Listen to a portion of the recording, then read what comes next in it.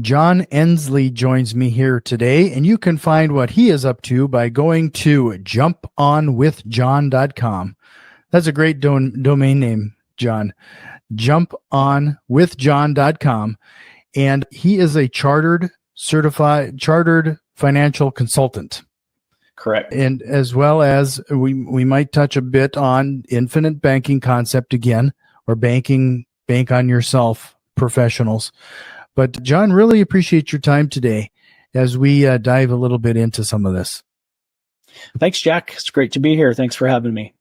So we're going to start things off. You know, I have joked a bit regarding financial consulting a bit because more times than not, it seems like this is an accidental occupation. Can you tell us how you got into it? Yeah, I'd be happy to. It wasn't so accidental in my case, fortunately, but I agree with you.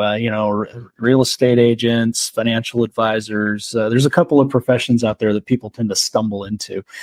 And so in my case, I went this direction really after what I call a wake-up call with some projects that didn't go so well. So I really go back to the late 90s. I was with a company that was going to do an IPO. It was the build up to the tech bubble, and it was all going to be amazing, and we were all going to be wealthy beyond our wildest dreams. And then with the bubble burst, the IPO got taken off the table. It didn't ever happen. And it's still a great company. I had a great experience there, and I left there with some money in an employee stock ownership plan. And so I decided I'm going to invest in real estate this time. And so bought some property in Washington, was doing a subdivision, and the plan was to build spec homes on each of these lots. And of course, by now we're in about the middle 2000s. And my appraisals were just unbelievable and going up every year and et cetera, et cetera. So I'm about halfway through building the first spec home in 2008. And when everything just crashed. So I always throw the caveat out that I made some mistakes. I didn't really know what I was doing. That certainly contributed to the situation. But then the economics really were the needle that broke the camel's back, or the straw. So after that failure, it's what I refer to as kind of a wake-up call. It was, what is going on? I got to figure some things out. And I just started studying and reading and everything I could get my hands on. And I was on a webinar late one night, and this financial advisor was walking through this example of a couple and their home equity. And he started talking about a cash value life insurance policy. And it was my first exposure to the idea that life insurance could be anything other than a death benefit. And I really had a terrible attitude at the time. I hated the whole idea of life insurance. I didn't want to be worth more dead than alive. But it got me to thinking. And so that led me to more books and more information. And I wound up meeting with an advisor in the Portland, Oregon area and setting up an infinite banking policy, or a bank on yourself policy of my own, and started using that, and got very passionate about the whole thing, and realized that of all the financial advisors I'd been to over the years, nobody had ever mentioned anything like this before. So seemed like some information that wasn't widely available, and I was kind of ready for a career change. So that's when I got licensed for insurance and completed the agent trainings through both Bank on Yourself and the infinite banking concept, and launched my practice in 2012. So like I said, not exactly an accidental entry into financial services. It was pretty on purpose in my case, but I did sort of stumble that direction after that failed project there in Washington. Sure. It sounds like it was a pretty hard lesson learned. I mean, could you talk a little bit about the mindset there and what you had to do to try to come out of that? Yeah, absolutely. It was, I think I talk a lot when I talk about this, about the financial lessons learned, but this was also some serious life lessons learned. There was as everything kind of fell apart there in 08, 09, there was a divorce and some kids with problems, and just a whole lot of things were simultaneously happening. And so that awakening really encompassed more than just financial. And so it was You go through kind of this range of emotions. Not only do you feel like you failed at your endeavor, whatever it was, but then you start to question all kinds of things about yourself. And as it turned out, as dark as that was a great process to go through, to go through that self-evaluation and looking inside and peeling the layers away and figuring out who I am and what do I actually want. And, I kind of refer to previous to those years as like my zombie years, where I was just kind of doing what I thought I was supposed to do, doing the things that everybody thinks is what the path you're supposed to be on. And after the awakening, it became much more directed in creating a lifestyle and an experience that I want to have. Outside of the, this webinar that kind of caught your ear and your interest, was there anything else that kind of spurred the turnaround, that was kind of the linchpin that you kind of found your footing again? Well, yeah, interestingly enough, I also kind of rediscovered a childhood passion with sailing and sailboats and cruising about that same time. And so as I came out of that and started rebuilding my life, it sort of included that aspect of it. And not so much from a mechanical standpoint of sailing sailboats, but from a freedom, pursuing a lifestyle where you had the time and the ability to travel by boat all over the place, right? That was that whole concept. And so that drove a lot of what I wanted to do. I purposely went into the type of practice that I now have and run because it can be done virtually. I have run my practice from Mexico. I've run it from boats all over the Pacific Northwest. I've run it from the road. So I've been able to pursue that lifestyle I was trying to create through the work that I chose to do. But at the same time, I also chose to do work that I feel, prior to this, my profession I was in sales, was in industrial sales, and I was really good at it. I got paid great to do it. It was great companies, but I could have cared less about the products I was selling or, any of it. It was just something to do. So the fact that now I work with people every day and show them tools that they may not understand or be aware of that they can use to invest in real estate, to invest in whatever they want to build wealth, to have more control in their life over their finances. And so I feel like I get to go to work every day now and do work that matters. I actually care about what I do, and I'm good at it. So, it's the best of both worlds. It's miraculous how that can supercharge that effort, isn't it? Oh, absolutely. When you care about it. Yes. Having purpose and it's something you're passionate about changes your mindset completely. You mentioned a minute ago that you initially hated the concept of life insurance, and that I would have to imagine that there are a lot of people who are listening to this show or out there who are in that same mindset, in that same boat. Frankly, you have a lot of extremely popular radio hosts who tell you to avoid whole life insurance. For sure. What would you tell those people to kind of open their minds and turn it around? So there's a couple of things. One of the things I tend to talk a lot about, and I use a story to get to a point. You're probably familiar with a guy named Thomas Edison. Oh yeah. Right? Invented the light bulb, kind of an American he stole hero. everything from Tesla. Yeah, I get it. Exactly. So the story I always go through, right, is in 1903, Thomas Edison was filming himself electrocuting animals, the most famous of which was an adult elephant. So, why on earth would Thomas Edison be filming these macabre scenes? And it's Tesla, right? He and Tesla were in a head-to-head battle and over whose electricity system was going to go into the Niagara power plant. And so it was a marketing message. That's all it was. Edison wanted to convince as many people as he could that AC electricity, alternating current electricity, which was Tesla's invention, was too dangerous to use. And so he was electrocuting animals and creating these. Is it too dangerous to use?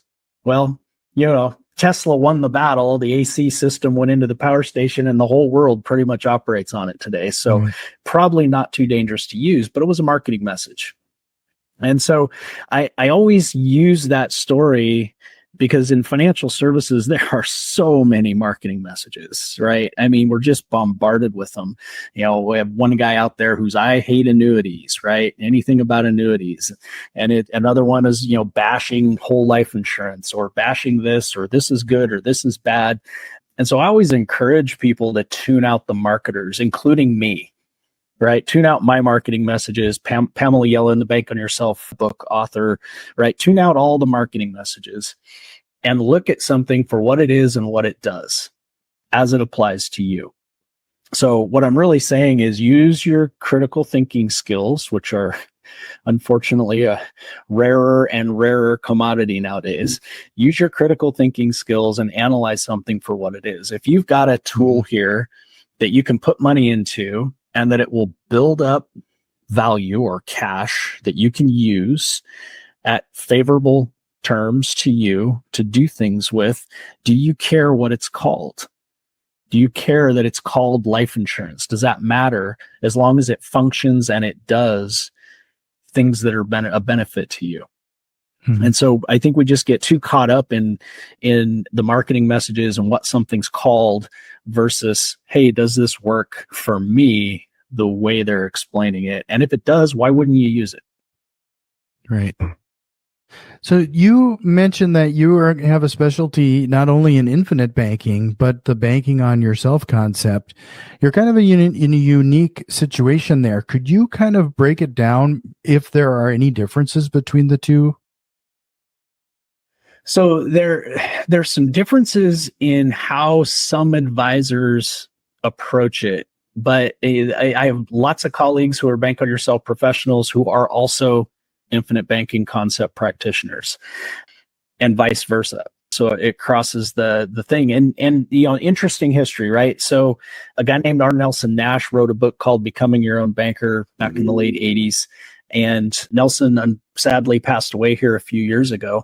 But Nelson Nash and Pamela Yellen, Pamela was introduced to the concept through Nelson Nash. They were friends. Nelson would come out and speak at the Bank on Yourself professional conferences every year until he passed.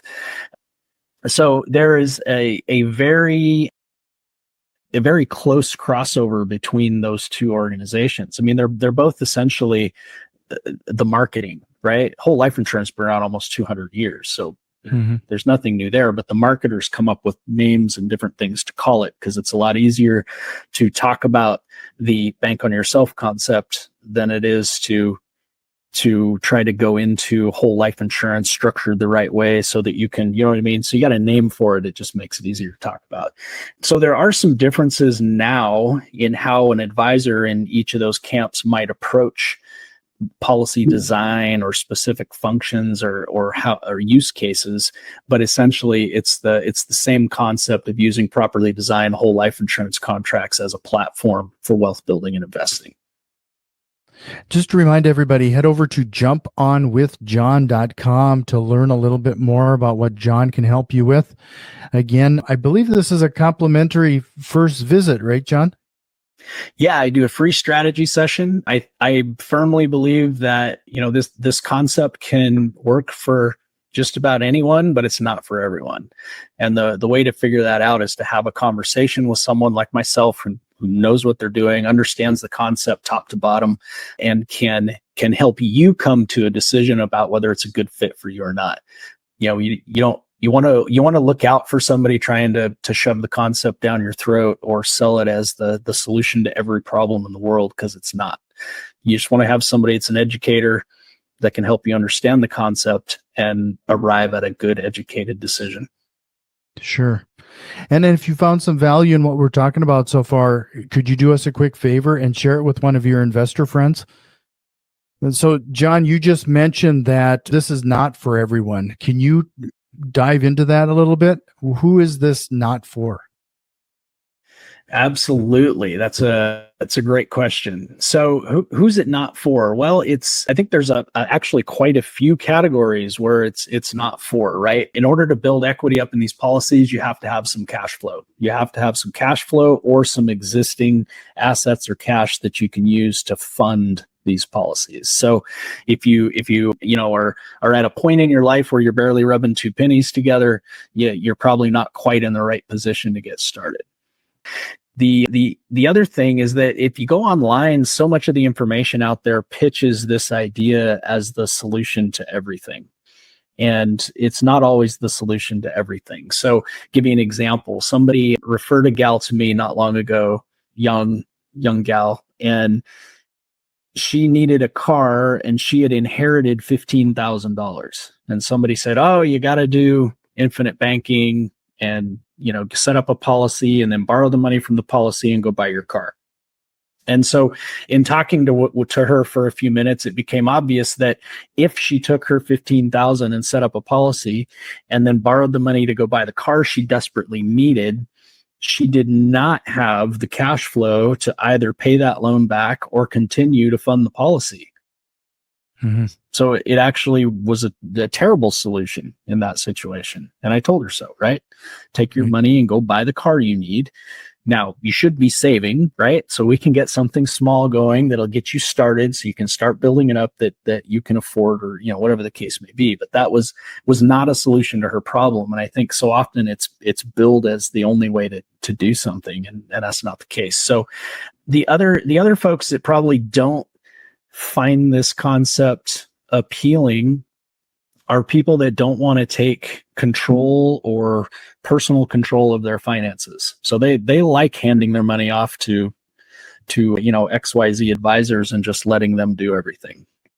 This is a very personal responsibility oriented approach, right? Because you have to be, quote unquote, an honest banker is the way I put it, in terms of paying back loans and funding the policies and managing it. That's matter of fact, that's one of my key precepts in my practice, is being in control.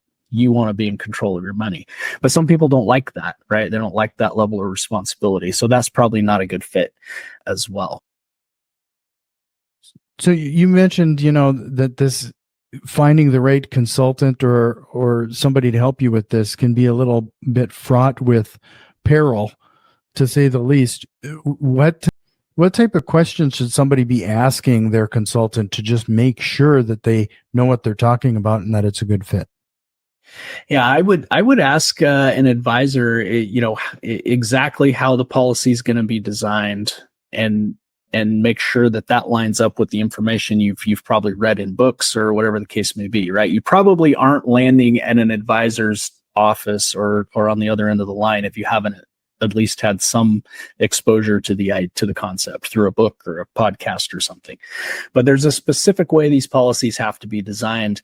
The other thing is that I would make sure to ask questions that are going to orient to your specific situation, rather than these general terms about, whole life insurance and how wonderful it is. Well, this is what I want to do. How will that work? Right. Just very, very specific about how it will work. The other thing to watch for is that an advisor that's got your best interest in mind is going to be providing as much information as they can. They'll almost overload with information so that, you're seeing the illustrations, you're seeing the numbers, you're seeing exactly how everything plays out. You're getting all your questions answered. Nobody's pushing you to complete an application, right? Until you're ready to complete an application and move forward. And I think in the financial services industry, unfortunately, there is, the very training programs in many institutions are, get the application, get them to sign, get them to commit, always be closing, right? These kind of sales tactics. And I think that's unfortunate. I think somebody's got to really understand it and make an educated decision to move forward and not be coerced or pressured into it. Right. Yeah. Earlier you shared a story with that young lady who's going to maybe use this to buy a car. That's a good launching point as to, are there some other gotchas that we need to be aware of? Like, I can't imagine you being able to put in the $15,000 and having access to that from day one, for example. Yeah, that's absolutely correct. So you have access to most of it, but not all of it. So if you were to put 15,000 in on day one, probably 80% of that you would be able to borrow against immediately, or more or less immediately. But yeah, not all of it. Is there anything else that we should be aware of? Like, so that people would have a rough idea of what else restrictions that might be available? So, there's not a lot of restrictions other than what you put on it, right? Every individual is going to be a little different. I have clients who put a couple $100 a month, and that's how they fund their policies. They're just getting started. And I have clients that put 6 figures per year into their policies. So it ranges everything in between.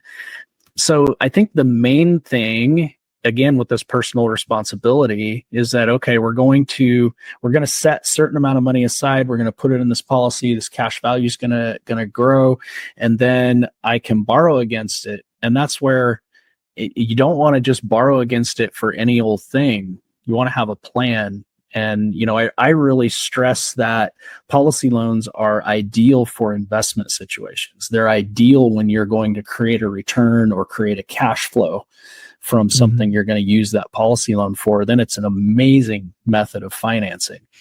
It's okay for cars and boats and, major purchases if you're comparing that to some other way you're going to finance it, or, you have to compare what to what.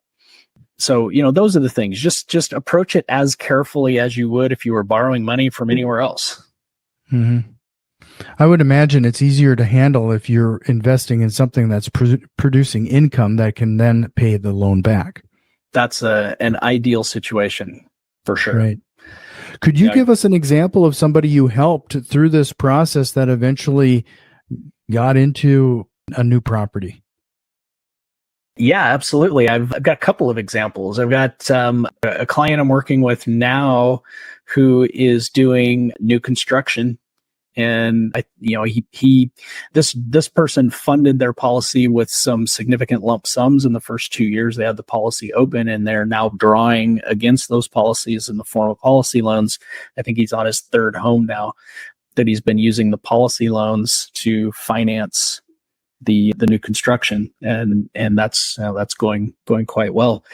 I can use myself as an example. When my wife and I built the home that we're currently building, her background is home building, so that tends to be the direction we go a lot, is construction.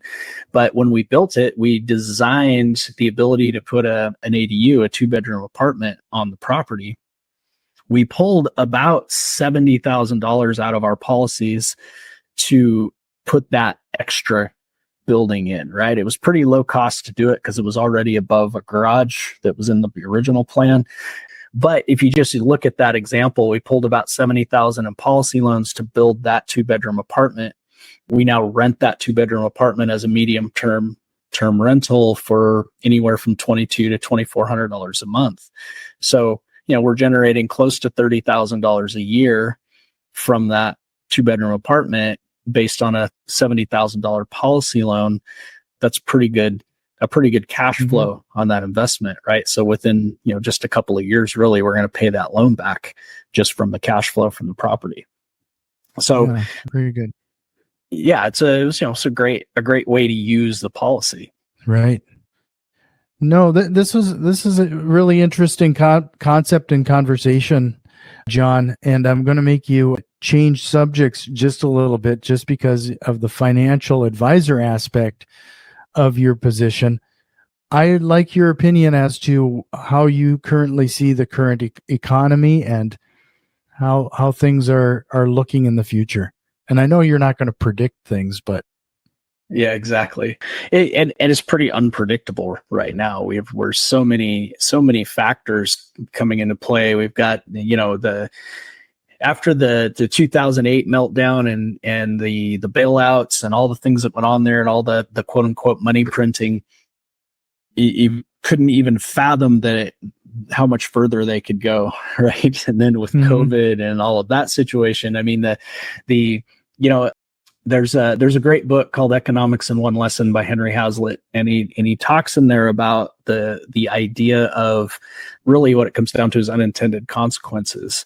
And when we meddle with the economy, we create distortions in the economy, and we don't really know where those distortions are going to show up. And that's the best way I can describe what I've seen unfold over the last 4 or 5 years, is that the monetary policy and the economic policies over the last 10 to 15 years have created these weird distortions where, we've got real estate markets that have just gone crazy in the last couple of years. Now, of course, the interest rates have gone up and the sales are down, but prices really aren't. They're starting to, but it's not. You would think with sales down as much as they are, prices would come down. But we created these weird distortions where people are sitting on 2% and 3% mortgages and they won't sell, even though we've got demand. And it's just, we've created these distortions throughout our economy. And I think it's created an environment where no one can predict what happens next. The smartest guys in the room and gals in the room have no idea what's going to happen at the Fed, at the government, at these big banks, right? None of them have any idea what the results are going to be. So each of us as individuals have no chance.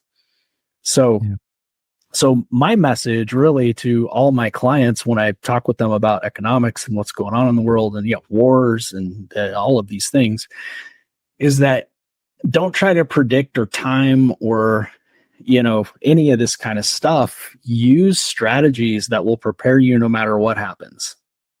And that's one of the reasons that I latched on to the concepts that I work with life insurance products, is that there's a history there that shows they're pretty resilient.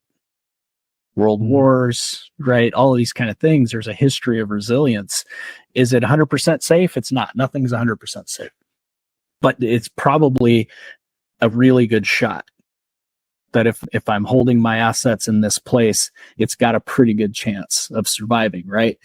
If the worst happens that is out there that people talk about, then it's really not going to matter too much, right? So we're not going to plan based on the worst case scenario. We're going to plan based on what the most likely scenarios are, and we're going to use tools that prepare us no matter what happens, rather than trying to prepare for one particular event that may or may not happen, right? There's a lot of people right now that are just terrified of central bank digital currencies, CBDCs.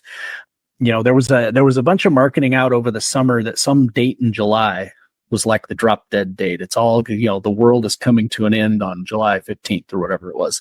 And of course, July came and went. There really was nothing to it. Digital currencies I've heard those dates come and go hundreds of times over. So many times. Yes. Yeah. Yes. So. And, digital currencies they're coming no matter what we do. It's, I had a client reach out recently about this, all just terrified that, these digital currencies were coming. And, in 1971, President Nixon took us off the gold standard completely, right? Closed the gold window, and nobody got to vote on it, right? It wasn't like they sent a survey out and you got a choice. It just happened. And I think that's the way I look at digital currencies. It's going to happen. And we're not going to get a vote on it. The US dollar is still going to be the US dollar. It's just going to be in digital form, which it's already about 99% digital. So is that going to create more disruptions or distortions? Probably. But there's nothing to freak out about. There's nothing to melt down about, or, don't go dig a hole in your backyard and just fill it full of gold coins because you're terrified of central bank digital currencies. Another example of distortions, but we just really have to be prepared for whatever happens within some reasonable framework. Right. Just to remind everybody one more time, head over to jumponwithjohn.com and take advantage of John's offer of a quick call with him to see if it'd be a good fit. But before I let you go, John, I have some rapid fire questions for you as we close out this episode. All right, let's do it. What is a lie real estate investors or business owners tell themselves and others? I just read an article about the dangers of being overly optimistic So I think that's what I would say is that, that sometimes we tend to say, it's all going to work out somehow. We're just optimists when maybe we need a little realism. Do you have a book recommendation, or what are you reading right now? So a book I really like to recommend that most people have not heard of is a book called The Great Depression, A Diary by Benjamin Roth. And it's a really interesting book. A Youngstown, Ohio young attorney, kept detailed diaries all through the Great Depression up until the early 1950s. His son found them later on and then had them published. And it's just a fantastic kind of chronicle of the Great Depression from a financial standpoint, and some of the things that worked and didn't work. And cash value life insurance comes up in the book. It's an interesting read. What is one tool you can't live without? My laptop would be probably the one thing in terms of, I think I mentioned I've run my practice from kind of all over the place, all over the world. And this technology is just amazing. So being able to take my computer and travel anywhere and still do my work is just unbelievable. If you could go back in time and give your younger self one piece of advice, what would it be? Stay in control. Don't relinquish control of as little as possible to anybody else. Stay in control.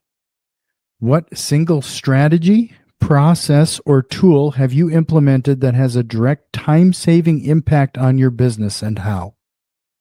So I'm big on automations. I use a CRM system, and a lot of my responses, my calendar, just I automate as many things as I can. Emails that tend to go to every client, that's all been automated. It's things like that, so that I'm saving a lot of time by automating the repetitive tasks. And I'm going to take this as an opportunity to plug Real Deal CRM. That's one of my things. And it's all about automation for real estate investors. Awesome. Love it. Is there a question or concept you wished we would have covered here today? The only concept that we haven't talked about that I think is always important to point out with infinite banking or bank on yourself is that I never compare a properly designed life insurance policy, whole life policy, to another investment. The life insurance policy is a receptacle. It's a place we hold cash that we then go use to make investments. So we use whole life and we invest. It's not an either or. We don't compare it to real estate or compare it to stocks and bonds or compare it to something else. It's this thing we use to hold and manage cash that allows us to then go make investments in whatever our thing is, whether it's real estate or crypto or, whatever your thing is. Well, I appreciate you closing out with that. Head over to jumponwithjohn.com. But I hope you'll consider coming back again sometime. We'll dive into some other topics that you had brought up here. Yeah, I'd love to. Thanks for having me, Jack.